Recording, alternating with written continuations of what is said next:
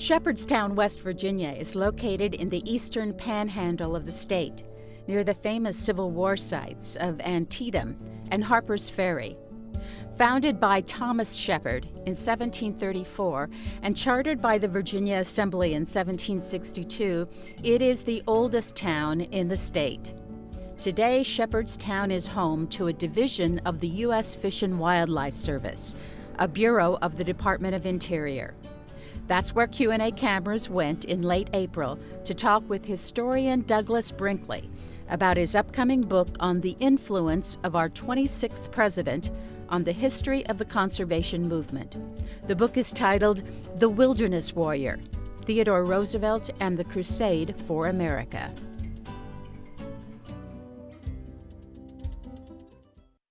Doug Brinkley, why did you want to start our conversation about your book at this center? Well, this is the National Conservation Training Center. This is where biologists get trained, that make sure that our rivers and that our marshlands are taken care of, that manage endangered species. It's the headquarters of U.S. Fish and Wildlife, but conservationist leaders from all over the world come here for seminars and to learn proper methods and techniques. Here on the side, like walking past, are all of the pictures of caribou in Alaska. Roosevelt was very interested in all big game, including caribou. And what interests me as writing a book like The Wilderness Warrior is Roosevelt really is the father of U.S. Fish and Wildlife. If John Muir is known as the creator of the Sierra Club, it's Roosevelt that realized that the federal government has an obligation to save species of birds and animals, that to save plants and trees, and to be the president has an obligation to make sure that we put aside for generations unborn natural wonders like Roosevelt did, like the Grand Canyon or Mount Olympus or the Petrified Forest. And they turned this training center for conservation into a museum almost for Theodore Roosevelt. When did you first get interested in Theodore Roosevelt? I've loved him since childhood. I liked reading about him. I liked Edmund Morris's biographies and David McCullough's. But I really got interested in him in 1992 when I had a program, the Magic Bus. I'd bring students across the country, and I went to the Badlands of North Dakota. It's the western edge, and that's where TR spent his ranching days as a cowboy. It's where he did some of his hunting, but he wrote these incredible books, a book that I particularly like, for example, called The Wilderness Hunter. And many people have come in on the hunting part, but in between it was this incredibly informed writing about the biology, the ecosystem, as we call it today, of the Badlands. Roosevelt knew more about the Badlands than any person alive 100 years ago. And so I fell in love with that particular American landscape. And then I was teaching at Hofstra University, and with the late John Gable, who was a professor who died, unfortunately, of cancer, John and I co-hosted a Hofstra presidential conference. I was co-chair on Theodore Roosevelt. So I had papers coming in from all over. And I started realizing, and John Gable helped me realize this, that there had never been a book written on TR and conservation, on TR and the wilderness of any magnitude. There was a University Press one of a little bit of note. So I had this great opening there, and I started realizing that between the Civil War, the Emancipation Proclamation of Lincoln, and World War I with Woodrow Wilson, Roosevelt using the White House to promote conservation and nature, and what he'd call the strenuous life, to want to save birds, his involvement with the Audubon Society, and the eventual creation of U.S. Fish and Wildlife and our national monuments. It's changed America. I mean, if this summer anybody opens up an atlas, a Rand McNally atlas, there's America, and you see all that green. You're looking at Roosevelt reserves, Roosevelt monuments. He put aside almost 240 million acres of wild America. And so now, as people are talking about environmentalism and green movements, Roosevelt is becoming the key figure to understand, because he was the only politician of his day who had absorbed Darwin and who had understood biology and understood birds' migratory patterns and understood mating habits of deer and elk and antelope, and actually did something. He's a president who in his young days shot a buffalo, and then he's the president who created Wichita Mountains in Oklahoma Reserve for buffalo and one up in Montana. One of the things you see throughout this center are stuffed animals. Well, taxidermy was a big thing. Roosevelt was trained in the art of taxidermy. In fact, as a young boy, his teacher in New York was a man named John Bell, who had been Audubon's student. So there's a linkage between John James Audubon and Roosevelt. And young TR had asthma. He was very sickly, but from 8 years old onwards, he was obsessed with birds. And he created his own Roosevelt Museum, Brian. He had his father, Theodore Roosevelt's father, was a founder of the American Museum of Natural History in New York. And young TR just became a bird lover. His first document we have of TR as a young boy is about birds. And the last article he wrote before his death at age 60 was about birds. And I'm not saying he just liked birds. He was one of the world's experts on coloration and variation, on inventorying what we have. And he created these bird reservations. 51 federal bird reservations that Roosevelt created are now the heart and soul of U.S. Fish and Wildlife. And all of the people watching this have heard of U.S. Fish and Wildlife, but they don't realize that it all began with these 51 bird reservations of Roosevelt trying to save egrets and spoonbills and pelicans, etc., on both coasts. Before we go any further, explain where this conservation training center is located. We are in Shepherdstown, West Virginia, not too far from Washington, about 90 minutes. It's a beautiful campus here in West Virginia. It's here it's the archive where I did research, because they have the papers not just of early conservationists, but people like Rachel Carson in the 1960s who worked for U.S. Fish and Wildlife. So for me, this place is an archival treasure trove. Now, in addition, I went to the places Roosevelt saved, so I would go to various bird places that he actually saved, and they have local archives, one in Michigan or one in Arizona. I even went to Puerto Rico recently to go to see the Yunque National Forest, which he saved for the National Forest Service, which is our only rainforest in our entire protection system in the United States, and it's home to a rare Puerto Rican parrot. And it's a spectacular park if you can go to Puerto Rico and see the rainforest there. But I would go to these places, meet the local superintendent or ranger or warden, what have you, and interview them and also get local documentation too. But this is the nerve center for what I consider Roosevelt's grid of America. We're standing in the Roosevelt room of the center, but you look up behind you and there's a large photograph above the fireplace. Who's in that photo? That's Theodore Roosevelt with the great naturalist John Muir in 1903. Remember, Roosevelt becomes president in 1901 because McKinley is assassinated. TR gets sworn in Buffalo and says, I'm going to keep policies similar to McKinley. He doesn't.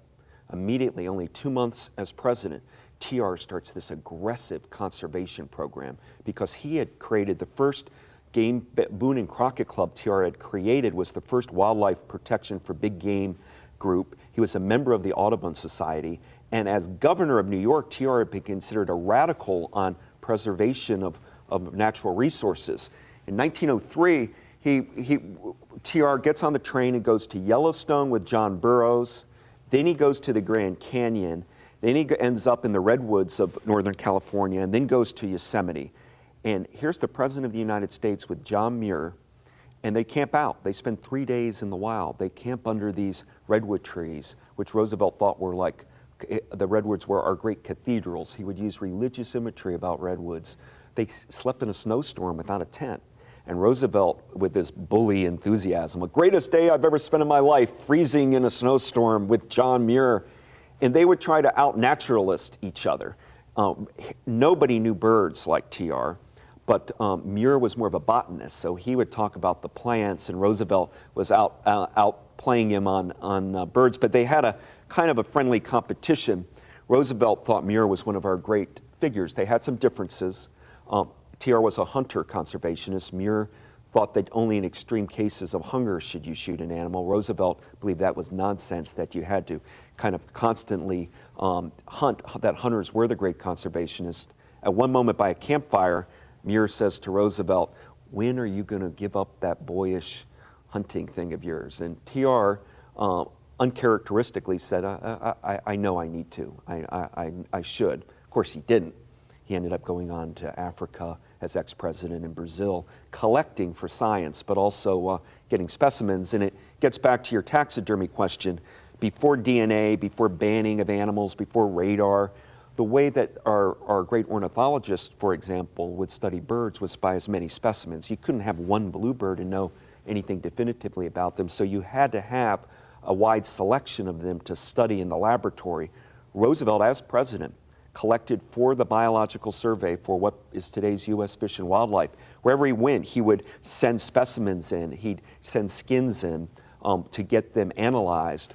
Because TR, and it's a key point in my book, Brian, after the Civil War, the first people going west wanted the Geological Survey was the big deal, because people wanted things mapped, and it was about money. Where's the mineral rights? Where's the copper? Where's the gold? Where's the zinc? TR, by the 1890s, is interested in a biological survey. He's saying, I want to know what wildflowers we have, what native grasses, what kind of insects, what kind of songbirds, how many flocks. I want numbers. And so he's applying, TR, our only scientist president, trained president. He's applying what he learned at Harvard as a naturalist studies major and what he learned from his field observations to the presidency, and is inventorying between 1901 and 1909 what we are custodians of in this country. How many people were in the United States in those years? Oh gosh, you mean in 20th century? I don't want to say the wrong number on your show, but I mean, we got 300 plus million right now. Right. I don't know. I mean, I don't want to say wrong. I would say around 150 million or something like that, if I had to guess. But I don't want to.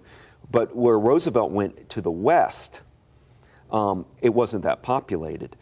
Meaning New Mexico was a territory, Arizona was a territory, Oklahoma were the twin territories. So he could use the power of the executive office to, make executive orders on behalf of them, declare it because they were territories. How old was he when he was president? He came in, he died when he was 60. He was mainly president in his 40s. He was at that point our youngest American president, later, there's always a trick. John F. Kennedy was the youngest elected because TR didn't come in as it. And so he was in the prime of his life, incredibly vigorous. And one of the things I argue in this book is there's a psychiatrist at Johns Hopkins University who's wrote a book called Exuberance for Knopf.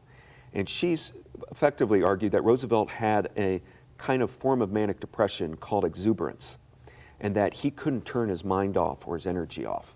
So when you read a lot of Roosevelt, it's bully, my Jove, and he would hike sometimes 40, 50 miles. He'd go into Rock Creek Park as president and horseback, ride all the time.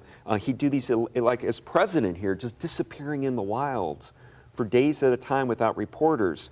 But this was part of his need to act all the time.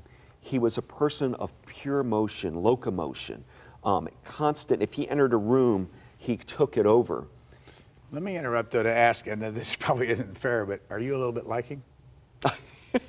I identify with him in the sense that I had asthma as a boy, and it wasn't fun having asthma. And for some reason, I have found a lot of relief from nature. So I go on nature hikes with my kids. The outdoors to me is a great replenisher. Whenever I get a chance, I'm living in Austin, so we go to Zilker Park, or I go to a place called the Wild Basin a lot. I go down to Big Bend National Park. And in addition to that, my parents were high school teachers, and we had a trailer, and we used to go around the country and camp at all these places. So animals, I'm very much like TR in his love of animals. I have in my little study, Brian, at Austin, we've just had a kid of raccoons born under my daughter's bedroom. I have like a possum that comes out and eats from the cat dish. I have bird feeders all over. I like to have wildlife around me. And Roosevelt was a believer in it. Now it's become in vogue that we don't want to, urban people can develop nature deficiency. And Roosevelt was very concerned about industrialization for health, and that you had to get back to nature and have nature in your life. You didn't have to live in the wild, but you needed these national parks and monuments, a place to replenish your spirit and then come back to work. I remember when you spent a summer, or at least part of a summer in Medora, North Dakota. How many years ago was that? It was 1992 I first went up, but I go up there every if not every summer, every other summer. In fact, I did a lot of research for this book, The Wilderness Warrior, up there at what the Badlands there where TR used to live is now Theodore Roosevelt National Park.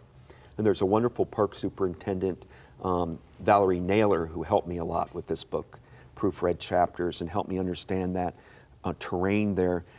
There's also a woman named Shyla Schaefer, who I've dedicated this book to, who I love very much, and she saved Medora. And many people go on vacations in the summer to South Dakota because of Mount Rushmore and the Black Hills. Some of TR's parks are there. Wind Cave National Park he created, not far over the border in Wyoming's Devil's Tower, which he saved as our first national monument. But if you go north to North Dakota, spectacular, unknown really national park is Theodore Roosevelt National Park. Families are guaranteed to see buffalo in the wild horses, immense prairie dog towns, antelope. I go jogging or mountain biking and they're just herds of antelope that come by, you're cutting by them. It's one of these great places in America, and in summers in Montana, you're getting a lot of forest fires now up in Canada, and so the air quality isn't as great in Montana. This part of the Badlands, it's from the Medora north, it's the North Pole. I mean, in the air at night, you get you see the North Star, and the whole sky is like a planetarium there at night, and the sunsets are just miraculous. One of the environmental things I'm very interested in is hopefully the Obama administration will do more to protect the Little Missouri River, the river Roosevelt loved, by his ranch there. It's prairie lands, and too often we haven't treasured the American prairies, but the interior of the United States, the Midwest and the Great Plains, is a part of this country that I personally feel happiest in, more than the coast. In and around doing this book, you've published several other books and articles. Your book on Katrina came out when? That came out 2006. Had you been working on this book? I was. I've been working on this book for a long time, Brian. It's been a passion. I've been collecting, Roosevelt's papers are divided up at Harvard, where Wallace Daly up there, an archivist, helped me a great deal. Library of Congress has his papers on microfiche, but we're looking at a man, TR, who wrote over 150,000 letters. And what's traditionally happened is people are looking often in his correspondence for issues of Panama Canal and foreign policy, trust busting. And when TR would write a lot, which he wrote most on about birds, people would skirt over it, it's a hobby. I took his writing about animal life very seriously because he did. I'll give you an example. We know him as the Rough Rider, Spanish-American War. TR, when he trained in San Antonio, had to have animals around him. He had 3 mascots. He had a cougar cub named Josephine from Arizona. He had a gold eagle, Teddy, and a dog, Cuba. So to train his men, he had 3 animals with him all the time, and would write letters about the cougar biting a man's foot, and he'd find all this funny. This menagerie of Roosevelt continued in the White House. Famously, he had a pony in the elevator. He had a pet badger he picked up on this trip, Josiah, where he would feed it potatoes and warm milk. He didn't have a dog like we're looking at. What is the Obama's dog? This is a man that had 6 dogs around him all the time. All night long, a little dog, Skip, he picked up in Colorado, would sit on his lap.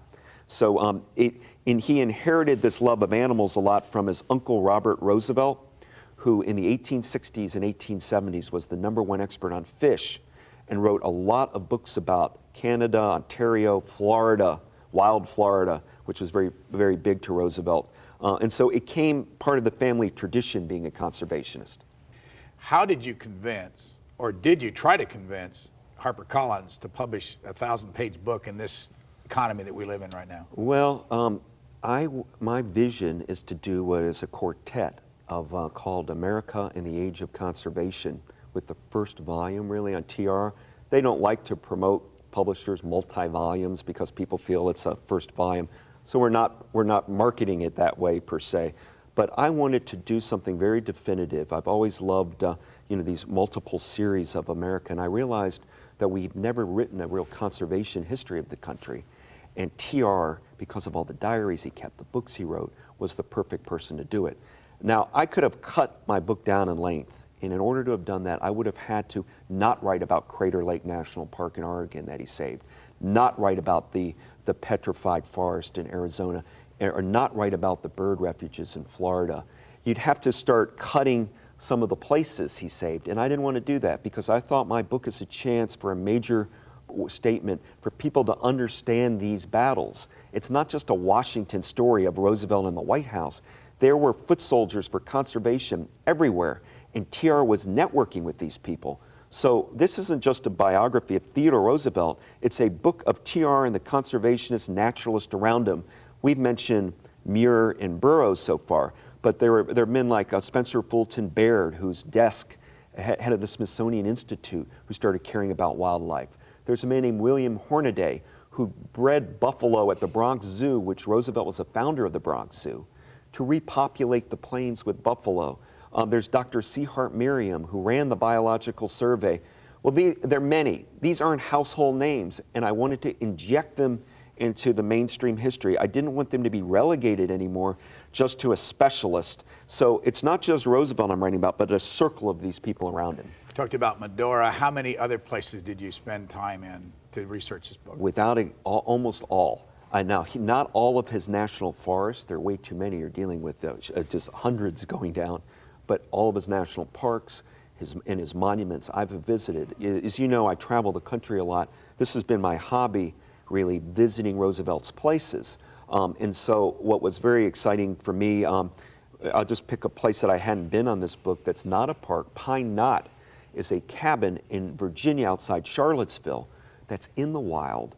And Roosevelt, as president, saw the last alive passenger pigeon. There used to be 100 million passenger pigeons in America. It's extinct species now. Roosevelt wrote the last observation of one in the wild. And Pine Knot shows you the real TR, the rustic, the person who was most comfortable in nature. People don't want to think of Roosevelt's conservation as a policy or as much as a passion. And the foresight and prescience he had, that we could not deforest ourselves, that we had to keep our rivers protected, that animals had to have habitats. And because he was influenced by Darwin so much, he believed that to lose a species, any kind, was like losing a masterpiece of old.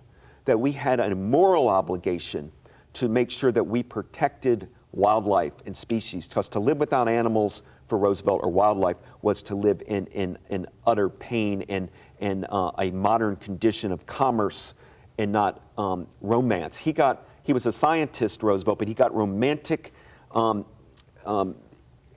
excitement, really, from the wild and from seeing species in the wild. So here at this center, the National Conservation Training Center of the Fish and Wildlife Service, this place was paid for by the taxpayer. You think they know about it? No, that's one of the reasons I wanted you to come, and I'm glad you came here, because historian Mark Madison, here is the historian, was very helpful. They have a great archive here. On early, for example, I was looking at the Oregon coast. If you look in the Pacific coast of Washington, Oregon, Roosevelt's saving these places. You see them on the map, and there are these beautiful oceans. He saved those. And the early photography, Roosevelt was very interested in wildlife photography. He had a man named William L. Finley from Oregon, another one of these guys I deal with in my book. Finley would come to the White House and show him pictures of wild Oregon. Roosevelt went up to Portland and met him once, and it became a movement to save the wildlife of Oregon. So each of these states, particularly in the West and Florida, you can't even imagine, you can't write about the states without seeing the impact Roosevelt's had.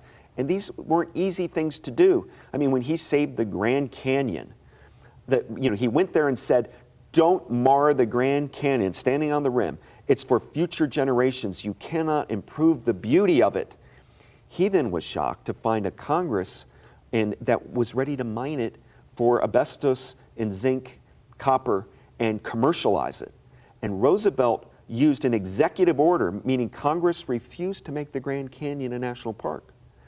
They refused. Roosevelt had a weapon, the Antiquities Act, which is like a club, the Antiquities Act of 1906. Roosevelt says, I so declare it a national monument for future generations, overriding Congress.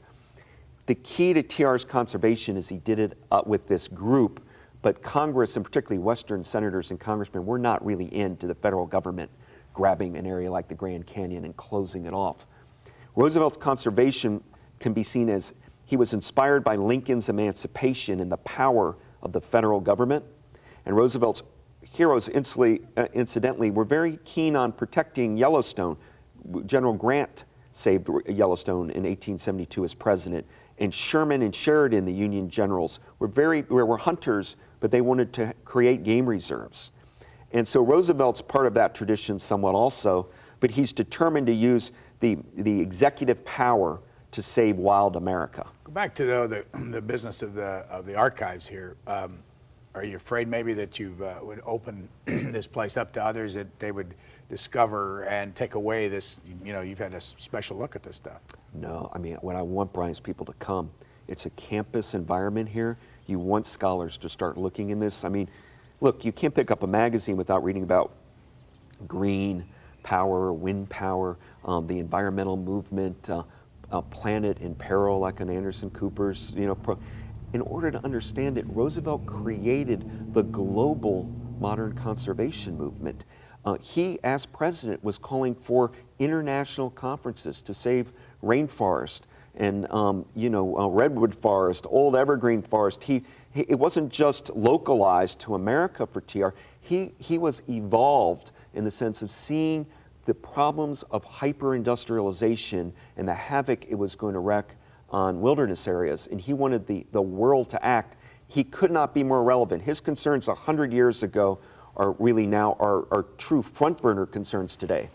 This place, I don't know, tell me if I'm wrong, wouldn't be here without Robert C. Byrd. It's a West Virginia place. $150 million came in to build this place, all done, specific to this requirement here. Do you think Roosevelt would be surprised if he saw this? He'd love it. Would he be surprised, though? No. I don't think he would, because his sense of grandeur was so large. I mean, he was creating conservationist foot soldiers. I write about the cartoonist Ding Darling, who joined his crusade. Many of these guys. What he was doing was creating a movement, Roosevelt. It'd be like Martin Luther King creating a civil rights movement. Roosevelt was spearheading the conservation movement for perpetuity. For example, many of our first rangers in the West were Rough Riders that served with him, because Roosevelt's concerns were to militarize, in a sense, natural areas, because he was worried about poaching, people stealing petrified wood, people carving their initials, the garishness of commerce. So he was doing law enforcement, saying we are going to protect our heirlooms. He called all these places like Wind Cave or Yosemite or El Morro, our Mesa Verde National Park, which he created. These are our heirlooms, and we're going to police them and protect them. And here they're training people how to be conservationists in West Virginia. But if you look around, and all these banners hanging in this room have locations that he was involved in. He saved these. Again, at the time, do you think, he left when he was 51 years old as president, he didn't live beyond 60. Do you think at the time he thought they would be that important that all these years later this kind of thing would be basically celebrated in history? He'd be pleased, but remember, because of our time limits, I can't get into in a microwave of a specialist, but there is a... You might want to buy the book then, is that what you're going to say? Well, people talk about the bull moose in Theodore Roosevelt, the bull moose party in American history. Remember, Roosevelt leaves 100 years ago in 1909, in March of 09, he leaves the White House. His last weeks, he put bird reserves and monuments everywhere. The Olympic National Park, Mount Olympus, he saved at the very last minute using executive orders. So this was no lame duck president, TR. He then left to go for a year to Africa.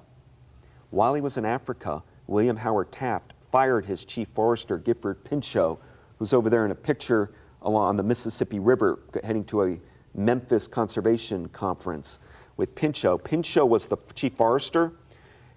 Taft fired Gifford Pinchot over Alaska lands arguments.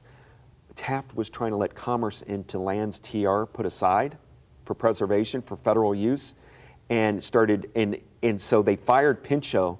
Pinchot goes to Italy, meets TR when he returns from Africa, and Roosevelt gets inflamed because Taft is daring to try to turn back even a portion of his conservation legacy. And what Roosevelt spent the Bull Moose Party has created in a large part on Roosevelt's anger at Taft for not being a warrior on the conservation front. In your book, you create, I've heard the story before, but you create that scene where Roosevelt and Taft are together at a dinner, and the question is asked about what he wants to do next. What was that moment? 1908. Well, they do get together, and they and you know he really believed in Taft a lot during his presidency, and that's why he was the handpicked successor. TR could have won another term easily. He's the only real president who just relinquished power because he had other things to do. It wasn't big game hunting that he had to do. TR left the presidency to explore and to collect. He was collecting for the American Museum of Natural History, and went to the Brazil to collect in what's today Rio Roosevelt. I can't let your listeners explain how much this was who he was. Roosevelt didn't have a conservation policy. He was the naturalist. He was the top naturalist, one of the 4 or 5 top naturalists of his era. And so this is what his chosen profession was. And he saw himself, TR, as the bridge between the laboratory scientist and the public imagination. He morphed James Fenimore Cooper outdoors tales with hard science of Darwin. And his role was to sell it to the American people. He was really a progenitor of something that was called the citizen bird movement.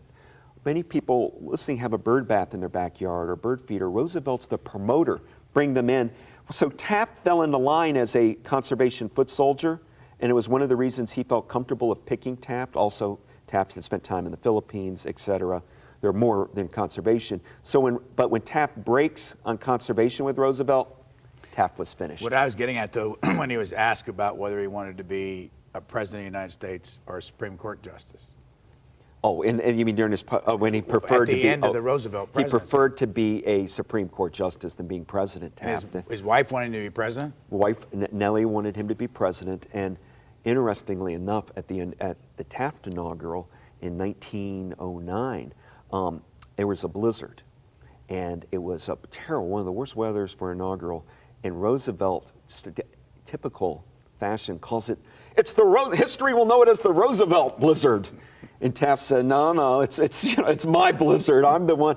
Already there was a clash going on egos because Roosevelt was myth-making all the time. And even a blizzard, which means most of us would say, oh my gosh, terrible weather for the inaugural. Roosevelt turns it in to the media as the heroic Roosevelt blizzard. I'm going out in a blizzard, and so he was very hard for Taft to have to succeed that popular president. Here's an example. TR has famously the teddy bear. Roosevelt had gone to Mississippi bear hunt as president. They didn't get a bear.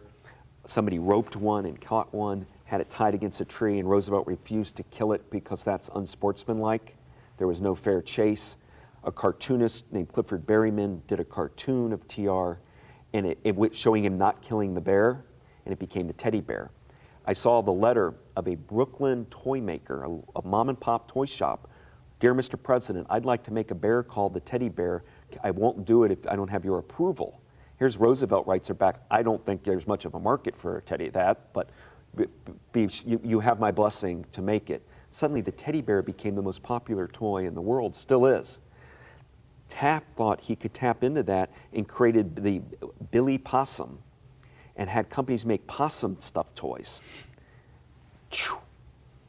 The teddy bear stayed up, Billy Possum went nowhere. People that thought they could take the magic from TR somehow there were no coattails. He was sui generis. And so Taft has become a very victimized person in history, ranks low as presidents, and Roosevelt didn't help him any, even though he knew Taft was a man of integrity. Let me just do a little bit of history. We'll come back to conservation. 1909, William Howard Taft becomes president. Then the 1912 presidential race. And the reason I get to that is because out of Medora, I've been there. I remember seeing the shirt with the bullet hole in it. Yes. That's an assassination attempt you don't hear much about. What's that story? Well, Roosevelt was running as the third-party candidate, the Bull Mooser, against Woodrow Wilson and William Howard Taft. And he went to give a speech in Milwaukee, and a crazed anarchist took a shot at him. He was bleeding. Now, he had such bad eyesight, Roosevelt, that he had always carried bird glasses with him in his pocket. and he had his thick script kind of in their papers, and he had his case, metal-like case with his bird, so he could see the coloration details, and he kept it, and that's what the bullet hit. Now, it wounded him terribly, but there's some thinking that if it hadn't gone through that bird watching glasses, he would have died. But here he is bleeding, shot, and TR, it'll take more than that to kill a bull moose, and keeps going. And much like when Ronald Reagan was shot in March of 1981, the public opinions, he becomes a folklore moment. The thought that now in folklore, the bull mooser couldn't be knocked down. He lost, obviously, as the Bull Moose Party. It was the most successful third-party run ever. But the folklore of Roosevelt, which he was always very conscious of, just grew with that story. Eventually, of course, he went to a hospital and felt dizzy and got the bullet removed. I think it's safe to assume that the most popular thing about this location to the outside world is the eagle's nest, where millions of people tap in to see the baby eagle when there is one there now, in the nest. Why do you think people are so fascinated by eagles or an eagle's nest? Honestly, by the way, it's eagle.com. You can get on the Google and find it. It's easy to find that you can watch it live, the live cam. In recent years, I've heard people, Brian, talking about NASCAR. There's a NASCAR boat. There's a huge birding community. Bird watching is a very big sport in the United States. People love it, and it's something beautiful about seeing an eagle, which is a magnificent bird of prey, raising its young. That's the kind of modern thing TR would have loved.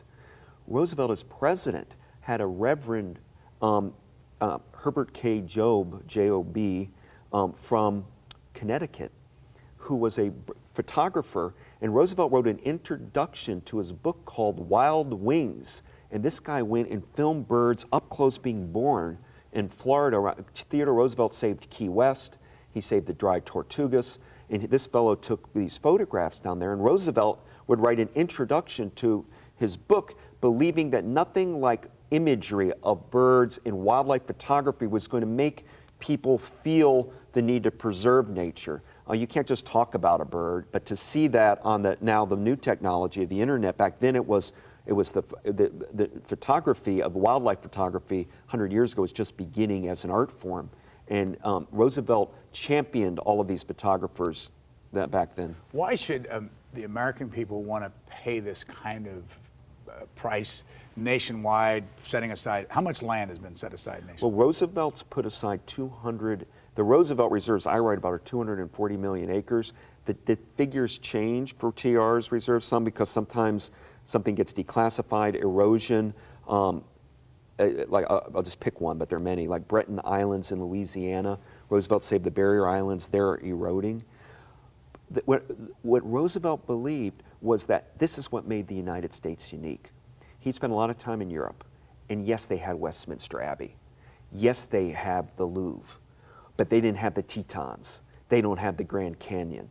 They don't have the giant redwood trees. And he boasted in his Americanism that our natural beauty here was so spectacular that we had to save it. And his language is always for generations unborn. And that the character, the American character, was going to be formed by having these intimate contact with the wild. And for many different reasons, for the aesthetic reasons, for utilitarian reasons of needing to use the land properly, but even for character building. He thought that the best soldiers were people that knew how to live and survive in the woods for 3 or 4 days and understood how to read nature. And in that way, the fact that Roosevelt had been a kind of a triumphalist, he never killed any, he wasn't part of the Indian Wars in America. But his writings, The Winning of the West, have a triumphalist Western, good for the cavalry attitude. But as president and in his writings, he gets to take on what I would call a Native American view of nature. He, as ex-president, goes to live with the Hopi and takes part in rattlesnake handling. He's surrounded in a hut by rattlesnakes while people are handling them, and he wrote an essay about the rattlesnakes. He would go and ride on his horse with the Comanche chief Quanah Parker in Oklahoma. And there's it right near Fort Sill. It's gorgeous. It's called Wichita Mountains. And here's Wichita. It's a nice, beautiful mountain there, but it's in the plains, so it's a plains top. The Plains Indians believed that the 60 million buffalo that used to roam disappeared, and they all went down the top of it and left. Roosevelt takes the time as president to bring buffalo that he sponsored in the Bronx, put them in a rail car back to Oklahoma as a gift to the Comanche to get the plains repopulated with buffalo. Roosevelt's romanticism is this, and it's a point I really want to make clear. He's a child of the post-Civil War era. He saw North fight South, the 600,000 dead, and he believed the North messed it up. The American dream got messed up in the North because of hyper-industrialization. Philadelphia had sewage dumped in the rivers, and it smelled, and it wasn't healthy for you. The South was stigmatized due to slavery and racism. His Eden was west of the Mississippi River. He thought the new America was going to be reborn there. And in order to do it differently than the South and the East, you had to have free people, the principles of Lincoln, but have cities like Boulder or Austin or Portland or Eugene that have green belts around them.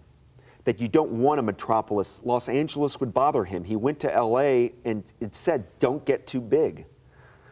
He wanted smaller sized cities where you have universities and businesses surrounded by wilderness, that you could go on day trips backpacking and feel replenished from the crunch of a very speedy hyper-industrialization. So he was engineering the West a lot. And this angered a lot of people, and it was done with grandiosity. If you don't like a strong president, don't like Theodore Roosevelt, because he disagreed. He didn't even look at laws. He was running in and say, I so declare it. That was his phrase. I so declare it a federal bird reservation, or I so declare it a national monument. Local people with commerce were outraged. How can Roosevelt be grabbing our land? TR, more than even FDR, is a believer in the power of the federal government, and he wants the federal government to protect American wilderness for future generations. Do you like that? I think it's spot on. Who doesn't want it? You know what would have happened with Yellowstone? This was when he was a civil service commissioner. They were going to take the railroad, wanted to cut through the middle of Yellowstone, build it up as a commercial center, and allow people to build like all of these contraption Coney Island sites in the middle of Yellowstone. Roosevelt and the Boone and Crockett Club went to Congress and fought tooth and nail to stop it, to preserve the integrity of Yellowstone. I think 90% of the Americans would say that's a good thing. But do you like the idea that he just declared that's going to be a wilderness? Yeah, I did. I mean, well, how would you like it if somebody declared I your wouldn't like home? it. I wouldn't. That's what it was like back then. But I think there was a moment to save wild America, and it was a moment to save our species and habitat. He had hiked to the top of the Matterhorn, and he didn't see any wildlife. You go to our Rocky Mountains, you're going to see wildlife, and it is special. And anybody who's ever interacts with the wild, I saw a spotted owl up in Olympic National Forest, or you go to Yellowstone and you get a chance to see a black bear or a herd of elk. It's awe-inspiring, and parents want their kids to see it. And Roosevelt was working to save all these. Now, on the left has had trouble with Roosevelt as hunter, and he always was a hunter. And they have trouble with him because he wanted to wipe out predators. He was the world's expert on cougar. He wrote many essays about them and would collect cougars, mountain lions, knew all about them, and also different types of coyotes and gray wolves. But they would do predator control, meaning they would use ways to eradicate wolves, because he was mainly wanting to save the antelope, caribou, deer, and elk. A factoid, Brian, because you do presidential history so much. The first book published by a president, as president, ever, was Theodore Roosevelt's book, meaning a byline by a president, as he's in the White House, was TR's book called The Deer Family. The first presidential book he wrote as president of the United States about all the deer populations in America, using charts of where they lived and how to get back. Today, we have so many deer in the country, it's not a problem. But 100 years ago, they were dying out. We almost didn't have deer. And he was seeing the birds dying. We used to have the Carolina parakeet. If you read about South Carolina and Georgia during the Revolutionary War, they were all over, these beautiful Carolina parakeets. They're an extinct species. I mentioned the passenger pigeon. Flamingos, gone. from America. You have to go to the Bahamas now to see them. Roosevelt wanted to save all of these because he felt that added to the charm of American life. That in many ways he hooked up with Frederick Jackson Turner's frontier thesis and believed what made the American was space and wilderness, and that as soon as we lost that, we would lose our American character. Go back to Doug Brinkley for a moment. This book, when did you start writing it? When did you write the first chapter? Well, boy, I started writing my prologue about 4 years ago on Pelican Island, Florida, and about how he started saving wild Florida. So that would have been in 2005? Yeah, even before that, I started actual writing, but I've been collecting on this for my files and going to these places since the 90s. So you actually wrote the prologue there in Pelican Island? I did. I went down and visited with Paul Tritek, a guy who works for U.S. Fish and Wildlife, who took me on the boat.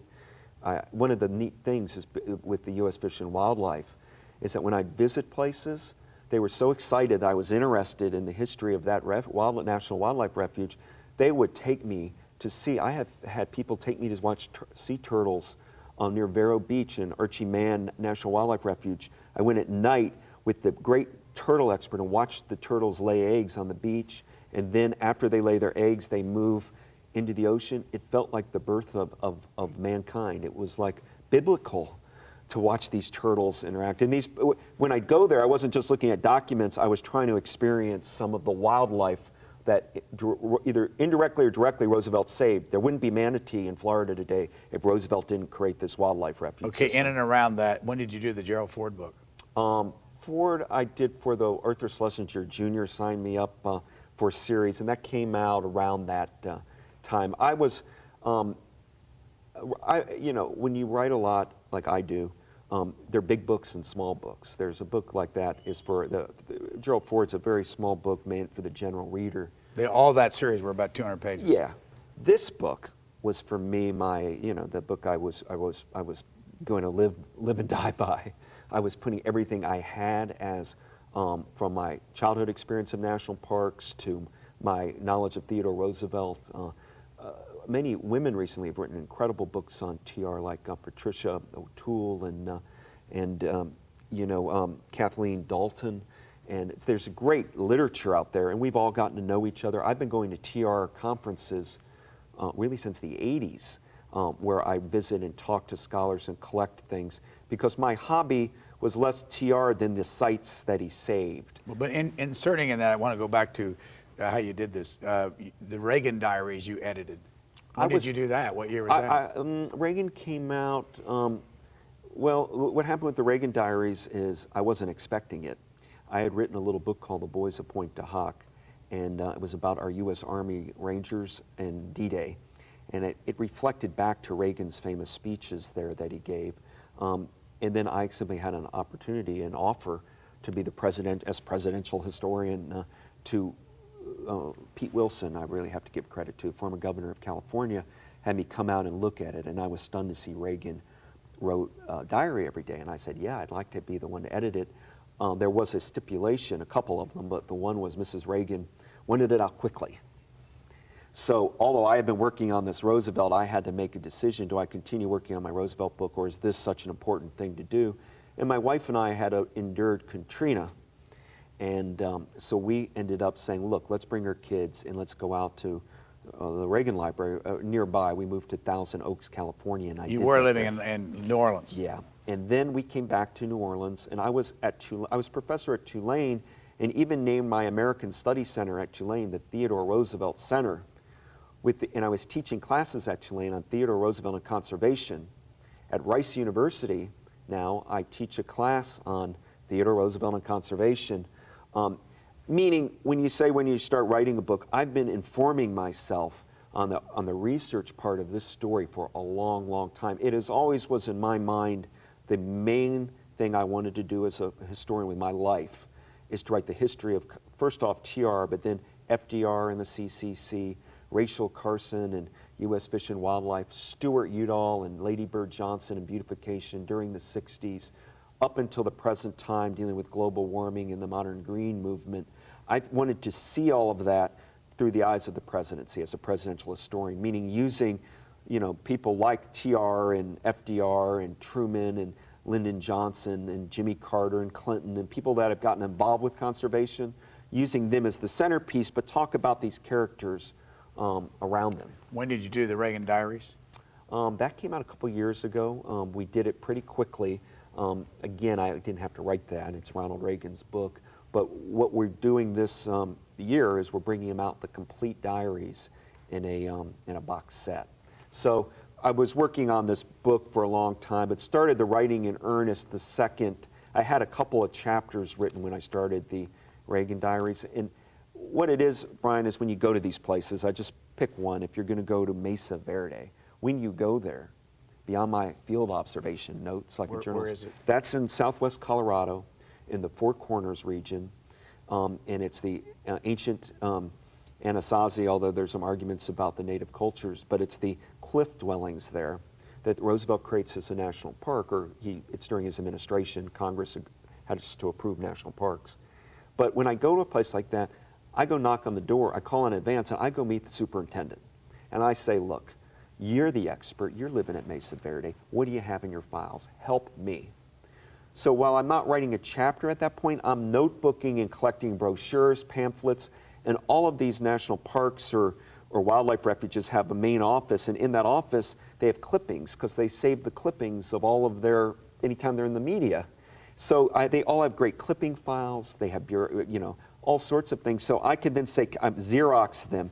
I've been doing that since '92 to get to this many of the places to inform the book. Then at that time when I'm writing it, it becomes kind of chronological. I see in 1908, July 1, Roosevelt created this whole group of national forests. I can't write about 80 of them, so here are the 3 that I went to focus on as examples of that 80. All right, before I forget it, you said your wife Ann and you moved to Austin, Texas, Yes. teach in Houston, Texas. Yes.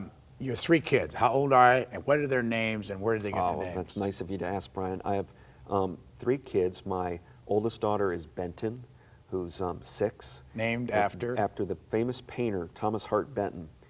I've always kind of modeled my career, as it were, on Thomas Hart Benton, because Benton used to do these great murals of America and had all these characters that kind of were in it. It could be the laborer, and it was, I used to have just prints of him in my bedroom. It got me so excited, his paintings. And so I named my first daughter after Thomas Hart Benton, Benton Brinkley. Second is Johnny Brinkley. I had an uncle, Johnny, which I never met. He was killed in World War II at Guam. He was a Marine, and my mother was, he was kind of a hero in my life, even though I never met him because he died in World War II. And also I was a big fan of Johnny Cash, so he was Johnny Cash. I went with Johnny. You going to call him Johnny for the rest of his life, or John? I'm going to call him Johnny. He can make that decision when he gets older.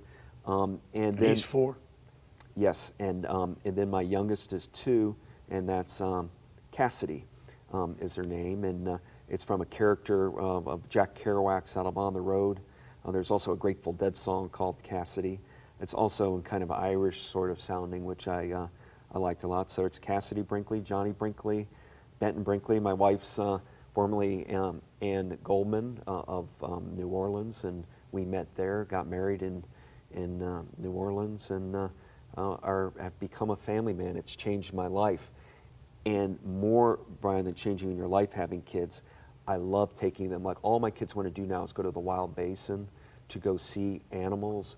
And we have a place in Austin, in Zilker Park, where I take them all the time to a nature study center, and I'm teaching them the animals. Now they don't look and just say they know, even, like if they see a fish in the tank, it's like, the perch. And, I've trained them to get them to, to start knowing all of them. And they each have favorite animals that they've, honed in on. As my daughter Benton, for example, is all ducks. And we have, without exaggeration, she probably has 200 ducks. Toy ducks, but the 200. Yeah, she's got them surrounded her of all these little. It's an obsession, but the Audubon Society of America does a whole series of bird stuffed toys, which are really fun because they're you can get a great blue heron, or you can get a snowy egret or whatever it might be, and we have a lot of those too. I'm a All right, big Audubon Society fan. The writing of all this, you talked about Pelican Island. Do you still write longhand? I'm mixed these days. I used to do it all the time, but yes, when I do my first drafts, really my first drafts are writing at these sites, because it's like going a Civil War scholar, like James McPherson or somebody going to a Civil War battlefield and taking notes. Are you left-handed? I am. So you, I just noticed you. Obama's left-handed, and Clinton was left-handed, and Bush 41 was left-handed. I think Gerald Ford was left-handed too. What does that mean? We're a tribe. Last question, who named it Wilderness Warrior? I did. I was looking hard for it. My wife, I bounced these off of. She may be the originator of it, but we both were, I'd write a list of like 10 of them. And I think it's because TR is seen as a warrior. A wonderful scholar at University of Wisconsin, John Milton Cooper, has a book, The Warrior and the Priest. And TR's sense of being a warrior wasn't just about battlefield. He liked to have fights about everything that he believed in. And he was very bold. And so he was a warrior fighting to save wild America. And so the title kind of came naturally. And the subtitle has the word crusade in it, because he was a crusader for this. It wasn't just, to confront Roosevelt on wanting to save the Grand Canyon or Mesa Verde or Wind Cave or the bird refuges in Florida was an act of you better be strong, because TR knocked everybody over. I don't know any president that was as bold as Roosevelt. His hubris factor was so high, you can't comprehend it in the modern political spectrum. Nothing infuriates me more when I read, like people say, oh, well, Bill Clinton is like Theodore Roosevelt. He's nothing like TR. They'll say George W. Bush is like TR. They're nothing like Roosevelt. Roosevelt was a deep intellectual writer who had such moral convictions. Theodore Roosevelt never lied. We're out of time. We haven't had time to talk about your Bob Dylan interview and your Rolling Stone magazine article, your book on Walter Cronkite. We'll just have to do that later. Thank you, Doug. All right. Thanks, Brian.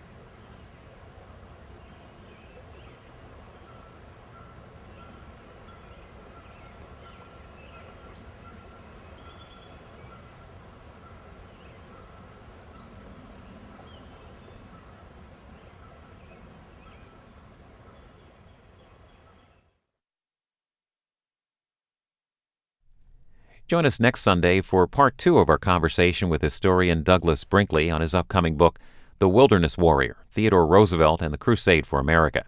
Q&A, Sunday nights at 8 Eastern and Pacific, here on C-SPAN.